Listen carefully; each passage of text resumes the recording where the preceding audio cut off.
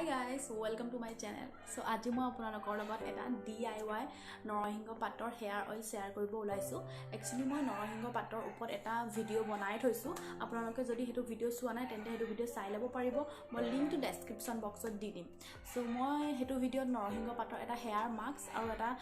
Toner share কৰিছিলো। So হেতু hair mask আৰু টোনাৰ এতিয়া ঠাণ্ডা দিনত এপ্লাই কৰিবলৈ অলপ প্ৰবলেম হয় যেটো ঠাণ্ডাৰ কাৰণে প্ৰবলেম হয় সো সেই কাৰণে মই ভাবিলো কিয়নো মই আপোনালোকৰ লগত এটা নৰসিংহ পাতৰ হেয়াৰ অইল শেয়াৰ কৰো যেটো আপোনালোকে এপ্লাই কৰিলে আপোনাৰ চুলিৰ গুটেখিনি সমস্যা দূৰ হ'ব আৰু মই নৰসিংহ পাতৰ যিখিনি বেনিফিট সেইখিনি মই আগৰ ভিডিওটো কৈ থোৱা আছে মই আকৌ এটো ভিডিওত ৰিপিট নকৰো আপোনালোকে যদি হেতু ভিডিও চোৱা নাই তেন্তে হেতু ভিডিও চাই ল'ব পাৰিব সো মই এটো ভিডিওত মই অকল DIY নৰসিংহ পাতৰ যেটো হেয়াৰ অইল হেতু কেনেকৈ বনাব পাৰি মই হেতু আপোনালোকৰ লগত দেখুৱাম সো বলক তেন্তে বেছি দেৰি নকৰি কেনেদৰে অইলটো বনাব লাগে মই হেতু দেখুৱাই দিম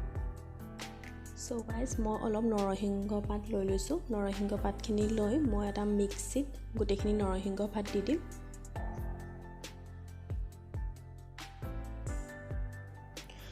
আৰু এটা কথা মনত ৰাখিব যে গাইস নৰসিংহ পাতত কোনো ধৰণৰ পানী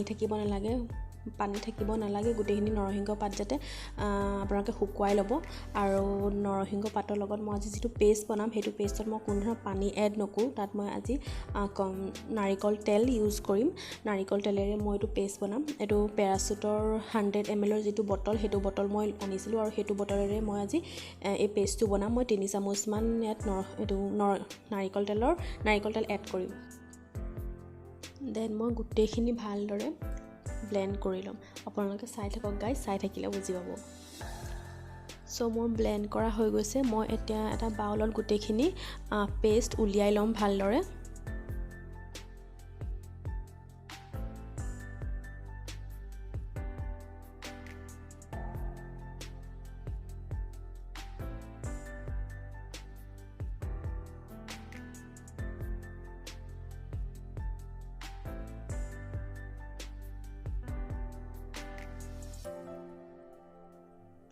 দেন মই এটা সসপেন লম চাহ বনোৱা সসপেন হয় আপোনালোকে তেনেকৈ ধৰণৰ কিবা এটা লৈ ল'ব আৰু মই এটো পেৰাচুটৰ 100 ml যেটো তেল হেতু লৈছো নতুন হয় মই এটো পেকেজিং ওপেন কৰাই নাই এটো 100 ml তেল মই গুটেখিনি ইয়াত দি দিম আৰু 100 ml দিয়াৰ পাছত আৰু মই 50 ml মান এড কৰিম টোটাল মই ইয়াত 150 ml তেল দিছো আপোনালোকে চাই থাকক গাইস চালি বুজি পাব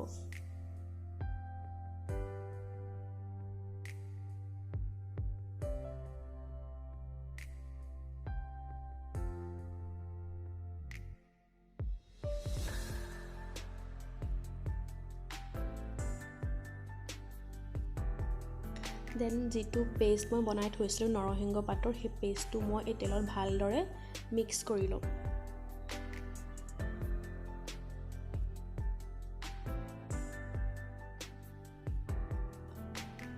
দেন মই গেছত একেবাৰে লো ফ্লেমত এটো গৰম কৰিম আৰু মই লৰাই থাকিম যাতে তাত লাগি নধৰে আপোনালোকেও তেনেদৰে একেবাৰে লো ফ্লেমত গৰম কৰি লৰাই থাকিব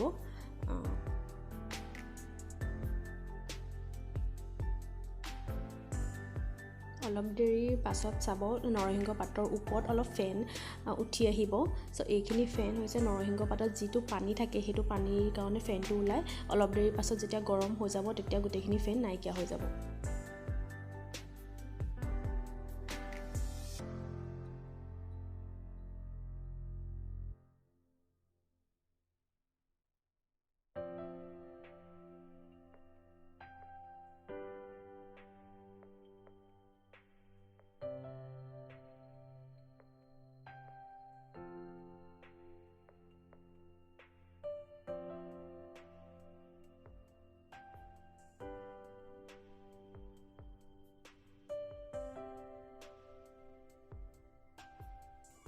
পাঁচ 10 মিনিটৰ পাছত গাইস আমাৰ তেল ৰেডি হৈ গৈছে তেলৰ কালাৰটো একেবাৰে চেঞ্জ হৈ গৈছে আৰু আপোনালোকে এতিয়া গেছ অফ কৰি দিব আৰু ভালকে ঢাকি থৈ দিব ঠাণ্ডা হোৱাৰ পাছত গাইস মই এটা চিচাৰ বটল লৈছো আপোনালোকে প্লাষ্টিক বটল ইউজ নকৰিব চিচাৰ বটলত ভালদৰে তেলখিনি উলিয়াই ল'ব এটা চাকনিৰ সহায়ত আপোনালোকে তেলখিনি ভালদৰে উলিয়াই ল'ব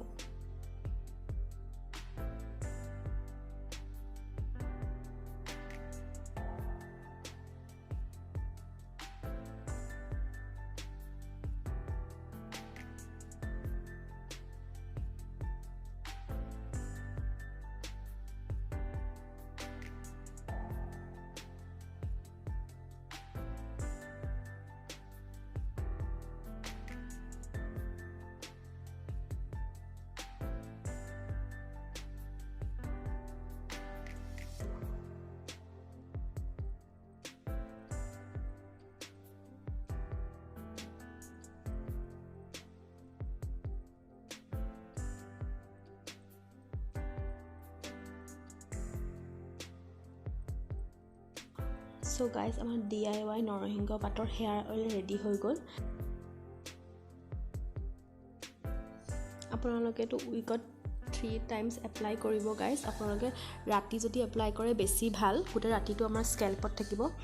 আৰু যদি আপোনালোকে ৰাতি এপ্লাই কৰিব নোৱাৰে তেন্তে গা ধোৱাৰ আগত মানে হেয়াৰ ৱাছ কৰাৰ আগত আপুনি এইটো এপ্লাই কৰি এঘণ্টামান স্কেল্পত ৰাখিব দেন আপুনি হেয়াৰ ৱাছ কৰি দিব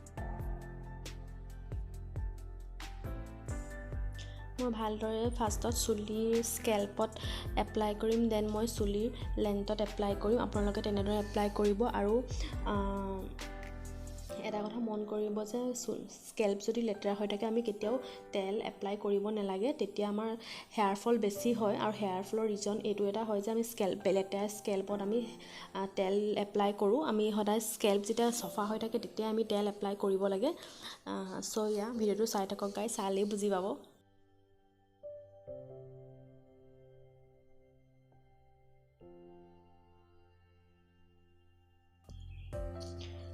ভালদৰে মই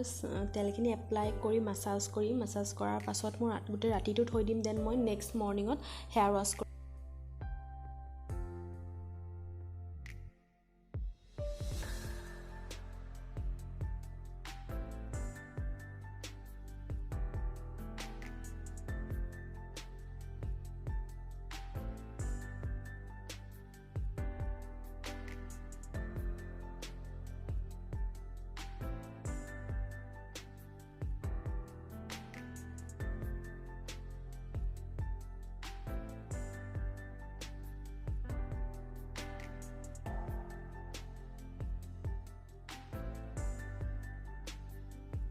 So guys, আজিৰ ভিডিঅ' ইমানে যদি আজিৰ ভিডিঅ'টো ভাল লাগিছে তেন্তে প্লিজ মোৰ ভিডিঅ'টো লাইক কৰিব কমেন্ট কৰি জনাব যাতে ভিডিঅ'টো চাই কেনেকুৱা লাগিছে আৰু মোৰ চেনেলটো সাবস্ক্ৰাইব কৰিবলৈ কিন্তু একেবাৰে নাপাহৰিব সো আকৌ লগ পাম নতুন এটা ভিডিঅ' নতুন এটা টপিকত সো বাই গাইজ